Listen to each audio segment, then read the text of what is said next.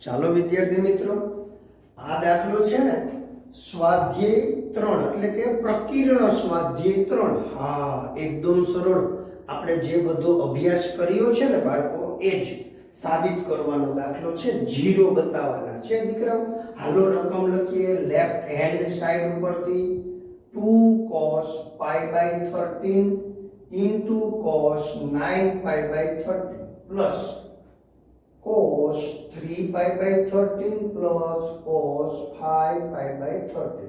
બાળકો અહીંયા ગુણાકાર છે. 2 cos into cos, એને ઓમાં નથી લઈ જવાનો. 2 cos into cos, cos plus cos એ સ્વરૂપે નથી જવું, અહીંથી આવશું. આ જે છે ને cos plus cos, હા ત્યાંથી આવશું. cos plus cos, હા 2 cos into cos, હા કે ના? એ કે હા સર. ચાલો, cos plus cos, to cos into cos એટલે અહીંયા આપણે 2 cos, આ સરવાળાના અડધા, cos plus cos,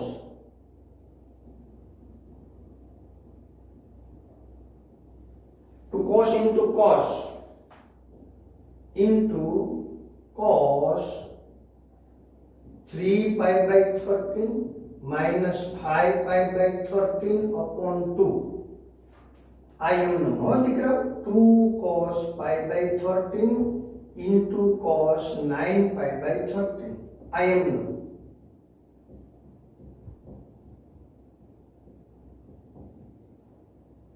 હવે 2 cos, જો અહીંયા શું છે, આ સમછેદી છે. 13 સમછેદી કહેવાય. હા, ઉપર 5 અને 3 એટલે 8pi, એટલે થશે cos 8pi/26. હા, એટલે હકીકતમાં 4pi/13. જો આમ થાય 8pi/3 13 ને upon 2 આમ થાય. એટલે અહીંયા તમે સીધે સીધો ફેરફાર કરી શકો છો. શું લખી શકો છો? 4pi/13 into cos, હાલો અહીંયા 2pi/13 upon 2. જો આવું થાય, હા ખાસ ધ્યાન દેજો બાળકો, અહીંયા 2 ઉડી જાય એટલે -pi/13 થાય. પણ કોસમાં માઇનસ અસર કરશે નહીં, યુગ્મ વિધેય છે. cos થીટા એટલે cos થીટા. આ બધું શીખીને આવ્યા છીએ, એટલે તમારે અહીંયા -pi/13 લખશો તો પણ ચાલશે. હવે એ -pi/13 એ વાસ્તવમાં પ્લસ જ થઈ જશે. હવે આ cos અને અહીં જો આ pi/13 હો, એટલે એ સામાન્ય લેશું. 2 cos pi/13 સામાન્ય એટલે cos 9pi/13 પછી પ્લસ cos 4pi/13. આ જો ગુણાકાર સ્વરૂપ અને સામાન્ય લીધા. હા, અહીંયા ગુણાકાર ને સામાન્ય લીધા એટલે 2 cos pi/13 cos plus cos, 2 cos into cos, હા 9pi/13 4pi/13 upon 2 cos plus cos, to cos into cos 9pi/13 4pi/13 upon 2. દેખાયું કે આ સર આ તો સરળ છે. મેં કીધું તો પછી ચાલો અહીંયા 2 cos, જો 9 અને 4 એટલે 13. ખાસ ધ્યાન દો, 13pi/13 upon 2 આવું થશે. હા, એટલે 13 દૂર થયા એટલે સીધું લખી શકાય pi/2 into cos, આ into છે cos 5pi/,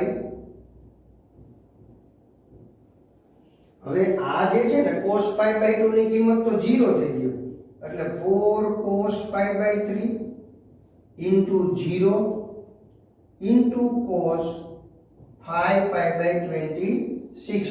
આપણે અહીંયા કારણ લખશું અને આના બરાબર 0 એટલે આપણા માટે સીધે સીધી એની જમણી બાજુ 0 મળી ગઈ. 0 સાથે કોઈ પણ નો ગુણાકાર 0 મળે. તો આ ખાસ cos pi by 2 is equal to 0 એ તમને આવડે છે મારા વાલાઓ. ચાલો સ્ક્રીનશોટ લઈ લ્યો દીકરાઓ, એકદમ સરળ.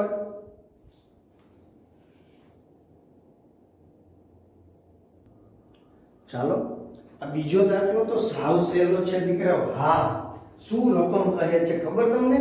એ કે હા sir, sin 3x plus sin x into sin x plus cos 3x minus cos x into cos x. sin plus sin, હા sin plus sin તો શું થાય? એ કે sir sin plus sin 2 sin into cos. મેં કીધું સરસ, એટલે 2 sin, હવે સરવાળો 3x plus x cos, હવે બાદબાકી 3x minus x upon 2 into sin x. જો આમ દાખલાની લંબાઈ વધે તો ચિંતા નથી કરવાની બાળકો. જો આ સમજવાનું. હવે cos minus cos -2 sin into sin, -2 sin સરવાળાના અડધા બાદબાકીના અડધા બારોબાર cos x. જો એક જ સ્ટેપમાં દાખલો પૂરો થઈ ગયો. જુઓ. ચાલો આ થયું 2 sin 3 વત્તા 1 એટલે 4x એના છેદમાં 2 એટલે 2x into cos 2x છેદમાં 2 એટલે x into sin x. નિશાની માઈનસ, એ માઈનસ છે ત્યાં. જો આ minus 2 sin 2x into sin x into cos x. તો અહીંયા અને અહીંયા બંને જગ્યાએ સરખું જ છે બાળકો, 0 થઈ ગયું. જો આ પ્લસ છે ને આ માઈનસ છે, 0 બરાબર જમણી બાજુ. બોલો આટલો સરળ દાખલો છે. ચાલો સ્ક્રીનશોટ લઈ લ્યો બાળકો. ચાલો બાળકો, આ દાખલો તો સાવ સહેલો. cos x plus cos y એનો square, plus sin x minus sin y એનો સ્ક્વેર. એકદમ સરળ. વિસ્તરણ કરવાનું છે દીકરા. આ વિસ્તરણ આવી રીતે બાળકો મારા વાલાઓ તમને આવડે જ છે. a plus b એનો સ્ક્વેર, આનું વિસ્તરણ આપણે વારંવાર શીખ્યા છીએ. અને બાળકો આપણે આ સમય દરમિયાન વિસ્તરણના સૂત્રો એવી આખી સિરીઝ, એવી જ રીતે અવયવીકરણ એની આખી સિરીઝ આપણી આ YouTube ચેનલ પર મૂકેલી છે દીકરાઓ. વિસ્તરણના સૂત્રો એનો આખું પ્લેલિસ્ટ છે, એમાં 7 વિડીયોઝ છે. અવયવીકરણ છે ને એમાં 40 જેટલા વિડીયો અવયવીકરણ એમાં આપેલા છે દીકરાઓ. આ બધા વિડીયો સમય મળે ત્યારે જોતું રહેવાનું છે. ક્લિયર? કારણ એમાં આ વિસ્તરણ તમને ન આવડે અથવા તો આમાં કઈ પ્રોબ્લેમ હોય તો આ વિસ્તરણ આપણે ક્યાં કરી શકીએ? તો કે એ વિસ્તરણના સૂત્રો જોયા હોય તો આપણને ખ્યાલ આવે. વિસ્તરણના સૂત્રો એની અહીંયા મેં તમને લિંક પણ મૂકી દઉં છું. આ સૂત્રની a plus b નો સ્ક્વેર એ વિડીયોઝ, એ વિસ્તરણના સૂત્રો તમે અહીંયા જોઈ શકો છો. ચાલો હવે આપણે શું થશે તો કે પહેલા પદનો વર્ગ, 2 પહેલું પદ બીજું પદ વત્તા બીજા પદનો વર્ગ. હવે અહીંયા માઈનસ છે, એમાં ચિંતા નથી. એમ જ પહેલા પદનો વર્ગ, 2 પહેલું પદ બીજું પદ બીજા પદનો વર્ગ. આમ તો આ જવાબ સુધી પહોંચ્યા છે. જો અહીંયા cos સ્ક્વેર x, અહીંયા sin સ્ક્વેર x બરાબર એકડો, પણ તમારા માટે હું બાજુમાં એને લખી આપું છું આવી રીતે. cos સ્ક્વેર x વત્તા sin સ્ક્વેર x, એવી જ રીતે sin square y cos square y, cos square y sin square y. પછી તો કે 2 સામાન્ય એટલે થશે cos x cos y minus sin x sin y. શેમાંથી ખબર દીકરો? આમાંથી અને આમાંથી બે સામાન્ય. ચાલો આની કિંમત 1 + 1 + 2. આ શું થયું? x + y નું સૂત્ર છે બાળક. હા, cos x + y છે. જો હા સર યાદ આવી ગયું અમને. તો પછી મારા ડાયા દીકરાઓને આ સૂત્ર બધા પાકે પાયા આવડે જ છે. હવે આ થયું 2 + 2 cos x + y. અહીંયા આવીને હવે જરાક તકલીફ થશે, કારણ આપણને ગુણિત ઉપગુણિતના સૂત્ર ઘડીકમાં યાદ ન રહે હોય ને, એટલે હાલો બે સામાન્ય. અહીંયા છે ને ગુણિત ઉપગુણિતનું સૂત્ર છે, યાદ કરો. 1 + cos θ એટલે 2 cos square θ / 2. જો આ સૂત્ર છે. 1 + cos θ બરાબર 2 cos square θ / 2. આ સૂત્ર ગુણિત ઉપગુણિતનું છે. તમને પાકું કરાવ્યું છે દીકરા. હજી સમય મળે ને આપણે એ સૂત્ર બધા તમારે વારંવાર રિપીટ કરતા રહેવાના છે. ગમે ત્યારે ગમે તે સૂત્ર આવી જશે. બોલો, આપણે અહીંયા વિચાર્યું થોડુંક હોય કે આ સૂત્ર આવશે અને આવ્યું ને, તો પછી માટે આ સૂત્ર તમારે બહુ પાકા કરવાના છે. એટલે આ થયું 2 cos square θ / 2 એટલે કે આ θ x + 1 y છે એના અડધા, એટલે 2 × 2 એટલે 4 cos square x + y / 2. આ જમણી બાજુ. બોલો, ક્લિયર? ચાલો સ્ક્રીનશોટ લઈ લ્યો. એકદમ સરળ દાખલો છે બાળકો.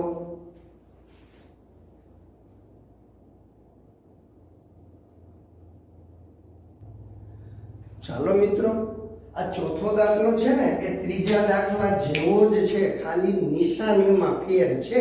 હા, અહીંયા માઈનસ વાળું પદ છે એટલે ત્રીજો દાખલો અહીંયા મેં ગણેલો છે ને એ ગણેલો જ રાખ્યો છે, માત્ર નિશાની ફેર કરી જશું બાળકો. ચાલો લેફ્ટ હેન્ડ સાઈડમાં શું છે? તો કે cos x - cos y એનો વર્ગ. અહીંયા તો છે જ રાબેતા મુજબ. આનું શું થાય? તો કે પહેલા પદનો વર્ગ -2 એટલે આ માઈનસ વાળો. બાકી આ બધું રાબેતા મુજબ આવડે છે.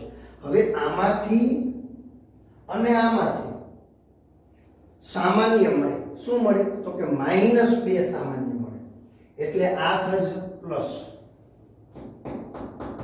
અહીંયા માઈનસ છે, અહીંયા માઈનસ છે એટલે પ્લસ થયા.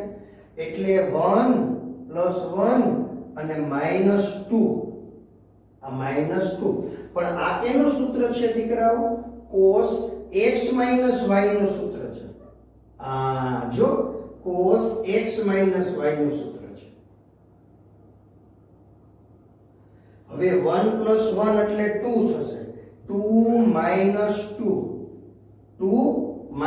2 cos x - બે સામાન્ય એટલે 1 - x - y.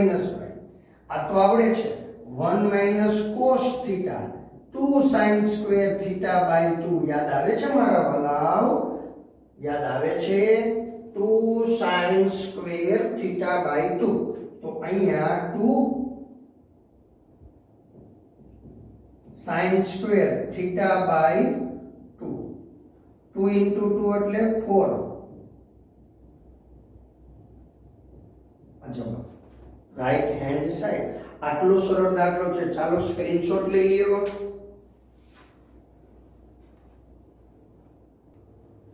ચાલો બાળકો, આ પાંચમો દાખલો એકદમ સરળ છે. હા, હવે સાંભળો તમે. sin x + sin 3x + sin 5x + sin 7x. કે હા સર બરાબર. અહીંયા બધા સરવાળા સ્વરૂપ છે. બરાબર 4 cos x * cos 2x * sin 4x. હા, હવે આપણે અહીંયા સરવાળા છે, અહીંયા ગુણાકાર સ્વરૂપ છે, તો સરવાળામાંથી ગુણાકાર સ્વરૂપમાં જવાનું છે. અહીંથી આપણે આમ આવવું હોય જમણી બાજુ ઉપરથી ડાબી બાજુ તો ચાલે, પણ આપણે અત્યારે ડાબી બાજુથી જમણી બાજુ તરફ જઈ રહ્યા છીએ એટલે કે સરવાળામાંથી આપણે ગુણાકાર સ્વરૂપ. તો આપણને ખબર છે sin + sin to sin * cos, sin + sin to sin * cos. પણ આપણે એવી રીતે જોડ બનાવશું, એવી રીતે બે પદ પસંદ કરશું જેથી સામાન્ય મળે. જો કેવી રીતે પસંદ કરશું, sin 7x plus sin x આમ લેશું. હમણાં તમને સમજાઈ જશે.